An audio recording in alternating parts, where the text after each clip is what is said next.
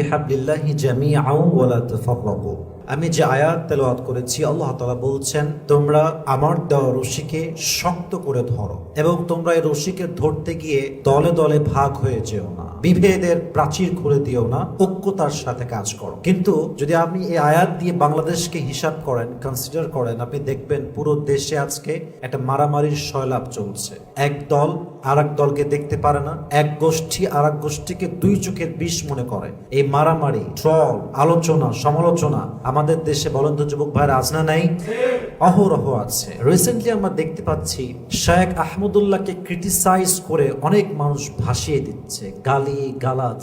Even আমার বুকটা কেঁপে উঠেছে, কষ্টে এটা ভার হয়ে গিয়েছে। আমি যখন দেখছি ওনানায় বলা হচ্ছে যে শেখ আহমদুল্লাহর গালে গালে জুতা মারো, মানে নাউজুবিল্লাহি মিন যালিক। এটা কেমনে সম্ভব? একটা কোরআনের মাহফিল থেকে একজন বড় শ্রদ্ধেয় ভাজন আলেমকে, একজন গ্রহণযোগ্য আলেমকে, যিনি পুরো বাংলাদেশে ফেমাস, যাকে আমি আসিফ একা নয়, এদেশের লক্ষ কোটি যুব সমাজ, শুধু যুব সমাজ নয়, শিক্ষিত সমাজ, কলেজ, ইউনিভার্সিটি প্রফেসর সহ প্রত্যেকটা ব্যবসায়ী মানুষ, কোটি কোটি মানুষ তাকে মন থেকে ভালোবাসে। ঠিক কিনা বলেন যুবক ভাইরা?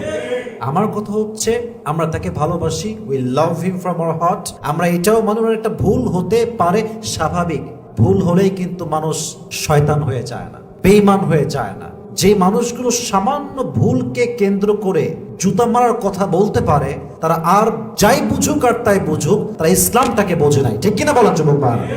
আমি আমার একটা ব্যক্তিগত কথা বলছি। আমি আমার পুরো জীবনে আমি কাউকে কখনো একটা বাজে কটূক্তি করি নাই, কখনো কাউকে নিয়ে বাজে মন্তব্য কখনো করি নাই। কারণ আমি জানি আমি আসিফের দোষ কত বেশি, আমি কত বড় গুনাহগার, তো আমি জানি কাকে আমি কি বলবো।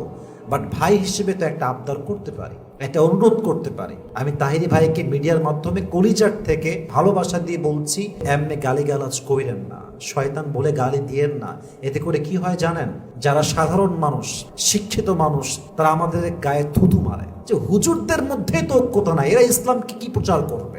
আমাদের মাঝে যদি ভ্রাতৃত্ববোধ না থাকে, একে অপরের প্রতি সম্মান না থাকে, আমরা ইসলামের জন্য কি কাজ করব আর কেমনে কাজ করবো? প্রিয় ভাইরা, আমি আমার পুরো এই ক্যারিয়ারে আমি খুবই ছোট্ট আলোচক, ছোট্ট লেকচারার। আমি অনেক সুন্নি মহাসম্মেলন করেছি, পুরোটাই সুন্নি প্রোগ্রাম, আয়োজক সুন্নি এবং ঐতিহাসিক প্রোগ্রাম করে আসছে। তারা আমাকে দাওয়াত দিয়েছে, গিয়েছি। তারা নবীকে ভালোবাসে, তারা ইসলামকে ভালোবাসে, তাদের মাঝে এরকম কোনো দ্বন্দ্ব নাই। এই ঝগড়া, বিভেদ, ফাসাদ করে পুরো অনলাইনটাকে আমরা নষ্ট করে দিয়েছি। আমার কথা তাহিরি ভাইয়ের জন্য বিনীত আবদার এইটা, ভাইজান প্লিজ স্টপ ইট, এটা বন্ধ করে দেন। এসব মারামারি কইরেন না, আর গালাগালি কইরেন না, আমাদের মাঝে আর বিভেদ কইরেন না।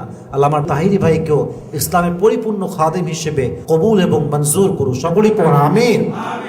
আমরা কাউকে ঘৃণা করি না, আমরা সবাইকে ভালোবাসি। দেখুন, আমরা যখন গালিগালাজ করি একে অপরকে, এতে করে সাধারণ মানুষ বিভ্রান্ত হয়। এরা আমাদেরকে থুতু মারে যে এই হুজুররাই তো সবচেয়ে নষ্টের মূল। একে অপরকে দেখতে পারে না, সহ্য করতে পারে না, ভালোবাসতে পারে না। আমাদের সম্মানটা ক্ষুণ্ণ হয়।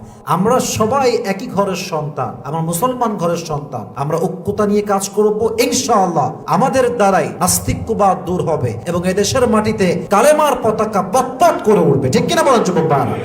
আল্লাহ আমাদের সবাইকে পরিপূর্ণ ঐক্যতার সাথে, ভালোবাসার সাথে, বিনয়ের সাথে, একে অপরের প্রতি শ্রদ্ধা রেখে কাজ করার তৌফিক দান করুক। আমরা সকলেই মন খুলে পড়ছি আমিন।